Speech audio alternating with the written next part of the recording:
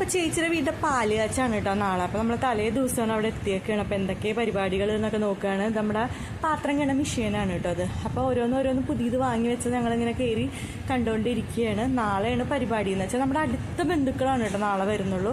പിന്നത്തെ പരിപാടി 19-ാം തീയതിയാണ് കേട്ടോ നടത്തണം. എല്ലാവരെയൊക്കെ വിളിച്ച് അപ്പോൾ പുതിയ ഗ്യാസ് സ്റ്റവും കാര്യങ്ങളും ഒക്കെ കണ്ട് ഞാനും വലിയമ്മയും വർത്താനൊക്കെ പറഞ്ഞുകൊണ്ടിരിക്കുക. പിന്നെ ഒരു ചെറിയൊരു വർക്ക് ഏരിയയും കൂടി ഉണ്ട് കേട്ടോ. വെള്ളിച്ചനും എല്ലാവരും ഉണ്ടായിരുന്നു കേട്ടോ. എല്ലാവരും ജോലിയൊക്കെ കഴിഞ്ഞിട്ട് നേരെ ഇങ്ങോട്ട് പോകുന്നു. മുകളിലാണെങ്കിൽ പണിക്കാരും ഉണ്ട്. പണി കഴിഞ്ഞിട്ടില്ല. വീട്ടിൽ മുകളിൽ ഡ്രസ് വർക്ക് ചെയ്തുകൊണ്ടിരിക്കുക. അതിൻ്റെ ഇടയ്ക്ക് ചേച്ചി പഴംപൊരിയൊക്കെ മേടിച്ചിട്ടുണ്ടെന്ന് എല്ലാവർക്കും കൊടുത്തുകൊണ്ടിരിക്കുക. സമയം ഒരു 7 മണിയൊക്കെ ആയിട്ടുണ്ടാവും കേട്ടോ.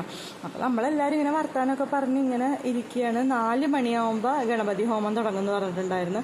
അപ്പോൾ അതിന് വേണ്ടിയിട്ടുള്ള തുളസിയില അങ്ങനെ പൂജയ്ക്കുള്ള കുറച്ച് കാര്യങ്ങളൊക്കെ ഉണ്ടായി. അതെല്ലാം അടുപ്പിച്ച് ഞങ്ങൾ ഡൈനിങ് ടേബിളിലൊക്കെ കൊണ്ടുവച്ച് അപ്പോൾ അതേ മുകളിലേക്ക് പോയാലോ, മുകളിൽ ഷീറ്റ് ഇട്ടത് കണ്ടാലോ എന്ന് പറഞ്ഞുകൊണ്ടിരിക്കുക. താഴെ ഒരു ബെഡ്റൂമാണ് കേട്ടോ ഉള്ളത്. അപ്പോൾ അതേ സാധനങ്ങളൊന്നും കൊണ്ടുവന്നിട്ടില്ല. എല്ലാം കഴിഞ്ഞിട്ട് പതുക്കെ കൊണ്ടുവരാമെന്നും പറഞ്ഞാണ് ഇട്ടിരിക്കുന്നത്. അപ്പോൾ മുകളിൽ ചെന്ന് ഡ്രസ് വർക്ക് ചെയ്യണമെന്ന് കാണാമല്ലോ എന്ന് പറഞ്ഞ് ചെന്നപ്പോഴാണ് മുകളിൽ പണിക്കാരുണ്ട്. അപ്പോൾ നമ്മൾ കയറിയില്ല. ആണിയൊക്കെ കുത്തൂലോ കാലിൽ. അത് കഴിഞ്ഞ് പിന്നെ തിരിച്ച് ഞങ്ങൾ വീണ്ടും താഴത്തേക്ക് വന്ന് കുറച്ച് ഫോട്ടോസൊക്കെ എടുത്ത് ഇതാണ് കേട്ടോ വീടിൻ്റെ ലുക്ക്.